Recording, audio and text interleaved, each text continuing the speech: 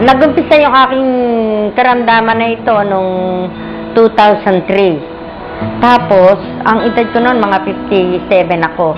Sa umpisa, nagkaroon ako ng butlig-butlig, pina-check up ako kaagad ng mga anak ko, at binigyan naman ako ng pampahid at saka iniinom, pero hindi pa rin siya nakuha.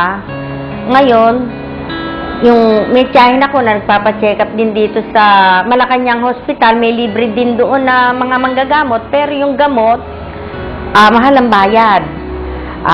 Kung ilang pa-check up din ako doon, inano rin ako doon, ini-CJ rin ako doon, marami ding pag-ano sa akin ng gamot doon, hindi rin ako humusay. Ngayon, sabi nila, marami nagsabi sa akin na, punta naman ako ngayon ng Jose Reyes, sabi niyang ganon. Talaga naman sa Jose Reyes, napakarami na ganitong may sakit.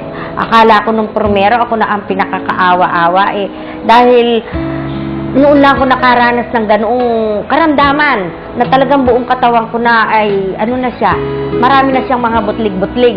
Harap, likod, mula ulo, lahat-lahat. Hanggang talampakan. Ang ginawa dun sa ospital, binayopsi ako para masiguro nila kung ano talaga ang karamdaman ko. Tapos, pagkaraan ng ilang araw, pinabalik ako, sinabi nga nila sa akin yun na psoriasis. Tapos, binigyan nila ako ng mga reseta ng gamot na pamahid. Tapos, yung mga gamot naman, ang mamahal din, 1,000 din ang halaga. Pagkatapos nun, hindi pa rin siya nakuha. Babalik na naman ako ng Jose Reyes, konsulta ka na naman. At sinabi sa akin ng doktor doon na iyong psoriasis ay pwedeng gumagaling po siya. Pero, pabalik-balik din po siya, ganyan. Kaya, ang sinabi po ng doktor sa akin, wala pa talaga siyang gamot yung natutuklasan para hindi na siya babalik.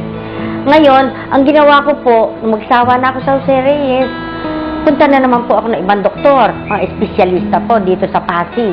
Binibigyan nila ako ng gamot na mga tableta para maalis. Naaalis nga po. Pero, pagkatapos noon, ilang pagbalik niya, mas marami.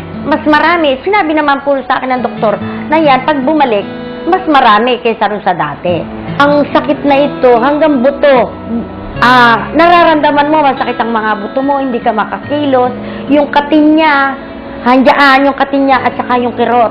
Gumawa ang Panginoon ng paraan upang ako ay gumaling. Yun na nga po, yung manugang ko, si Pastor Jun Jeronimo, nakilala si PJ. Ngayon, pag uwi niya sa amin, binigyan niya ako ng isang kahon ng alay. Sabi niya, Nay, subukin niyo ito, baka sakali na makagaling din. Kumbaga, hindi pa namin alam na talagang pero sa, sinubok kong uminom noon. Nakainom ako ng isang box lang noon na ang ginawa noon 30 capsule, 3 times a day ang sinabi sa akin ni Pastor, 3 times a day, nanay, kasi acute yung yung psoriasis mo, acute yan, 3 times a day.